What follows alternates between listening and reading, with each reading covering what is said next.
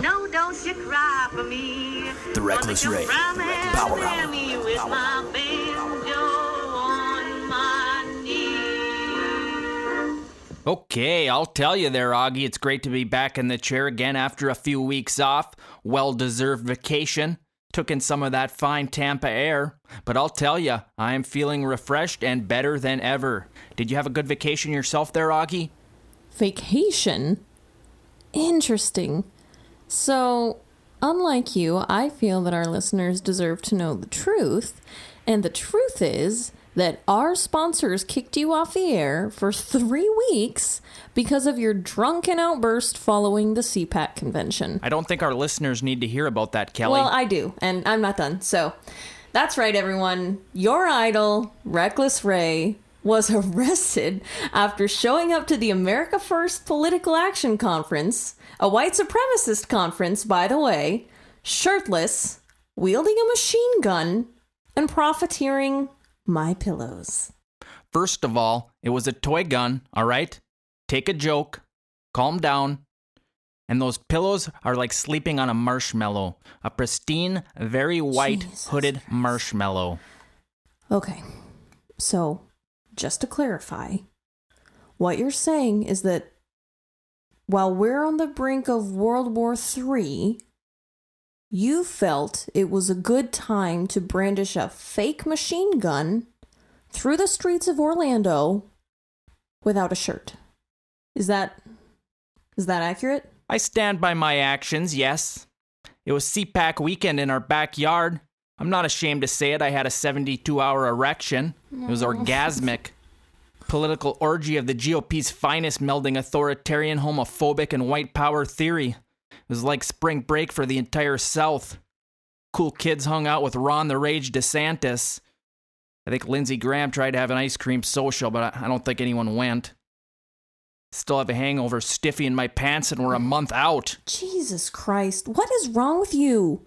Do you really believe the things that you say? I mean, like, I've spoken to you a couple times off the air, and you're not like this. Well, that's beside the point. If I could, though, Kelly here, before you so rudely interrupted me. Apparently I don't teach liberals manners anymore. Maybe you should have went to the America First conference. Learned a thing or two about being a winner. Are we really starting like this again after being off the air for 3 weeks? Okay, I know our listeners are eager to hear from the two of you, so why don't we get on with the show here? Oh yeah, that's right. In our absence, I understand they let Auggie have the reins of the show. My God, I heard people talking about it. Apparently it was a damned train wreck. You don't even listen to the show when you're not on it? Listen, honey, Reckless Ray cares about Reckless Ray and Reckless Ray alone. Or anyone in a position to give me money or influence. That's it. Why the hell would I listen to Auggie? And speaking of which, why the hell weren't they running classic Ray episodes in my absence anyways? What the hell would Auggie even talk about? I've never heard him string a sentence together, for Christ's sake. You know, the show actually did pretty well, I thought. We had more callers, some good discussions. We had Charlie Sykes call in, and I actually had a very open discussion about the latest Supreme Court pick with Jon Stewart. You got Jon Stewart on the phone? Been meaning to get a piece of that little liberal bitch for years. Well, not the real Jon Stewart, but my buddy Johnny Stewart, or like we called him in the dorms, J Stew. We took a poli-sci class together sophomore year. Good guy, huge Mitt Romney fan. But the whole conversation was very civil. It was actually fascinating. Really... As I said, a damned train wreck.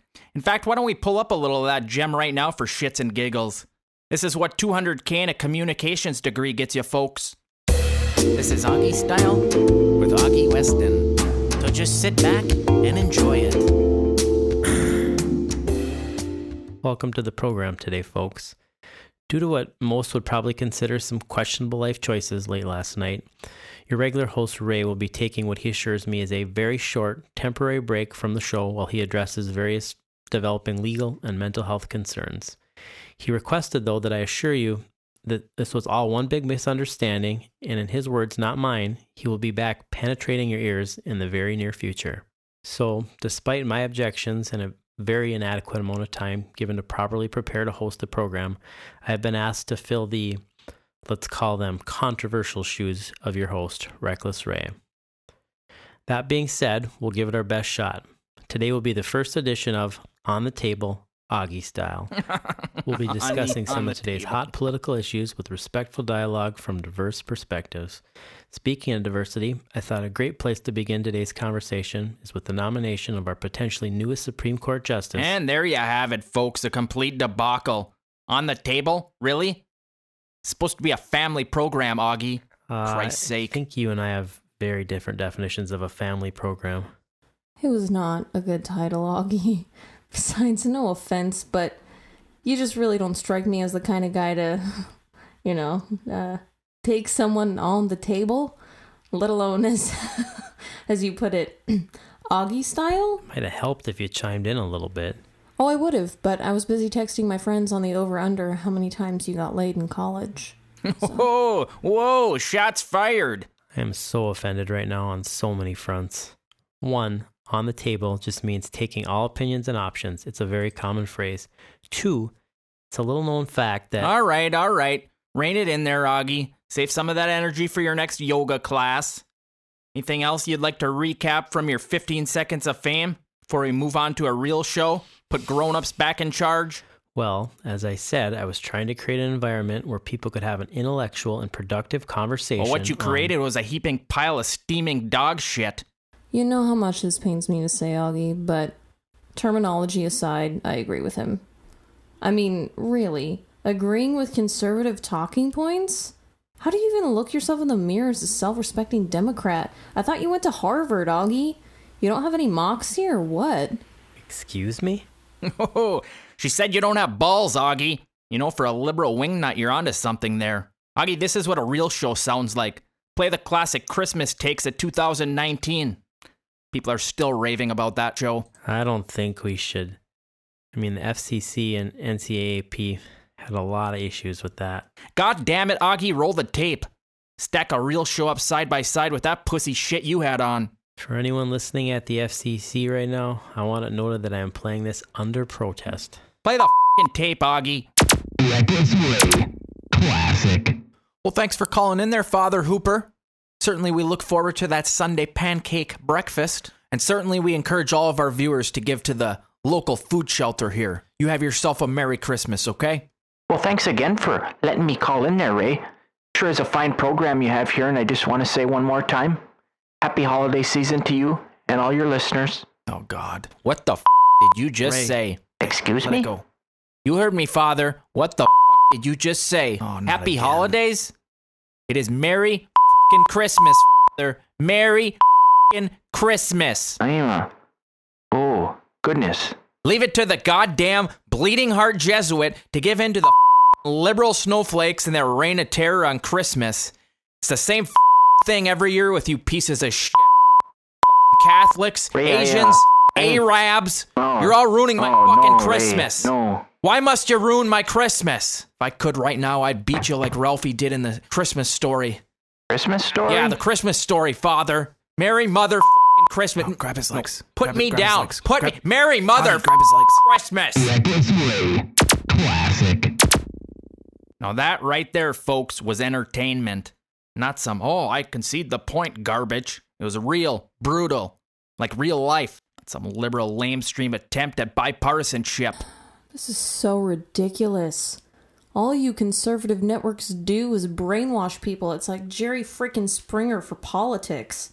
Jerry, Ray. Ooh, now hit him with the chair. Bunch of unevolved morons. I knew it.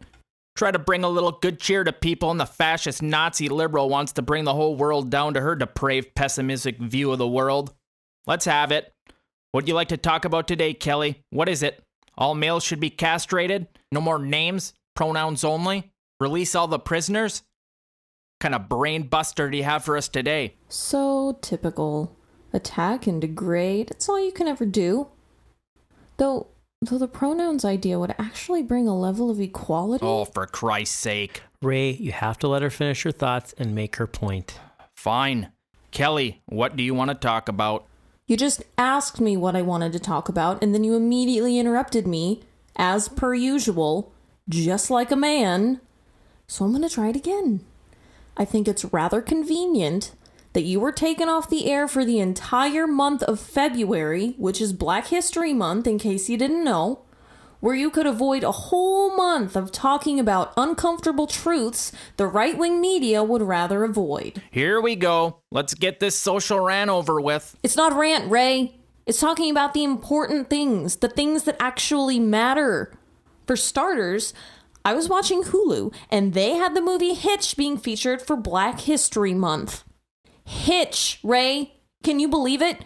Will Smith, he was adopted into white culture the second he did Wild Wild West. Eva Mendes is not an African-American woman. And Kevin James, just really? How in the hell is this movie a depiction of Black history? Hulu needs to pay for this. They need to pay through the nose. Pay who exactly? You lost me at Kevin James. Kevin James really cracks me up. Yeah, of course he does, because you're a middle-aged white man. So when I say pay, I mean they need to pay for their woeful misappropriation of an entire culture by equating it with Hitch. I'll tell you. That Kevin James really cracks me up there, Auggie. You ever see that Paul Blart Mall Cop? Funny stuff. I think it was a Die Hard remake. Not sure, though. Oh my god. This is what I mean. It was Black History Month and we're sitting around talking about Hulu, okay? It's just a bunch of corporate greed. What exactly are you proposing here? I always said giving them February was a bad idea. 28 days only? Couldn't give them a full month? Who'd have guessed a tight ass like you would have had problems with that? I always said we should have just gave them March. All those African Americans playing basketball all month long. I think that Hulu, Netflix, Facebook, they all need to start paying reparations immediately for this travesty. So, if I'm hearing you correctly here, your answer is that online streaming companies pay back the African American communities for playing Hitch for Black History Month. Exactly. Yep.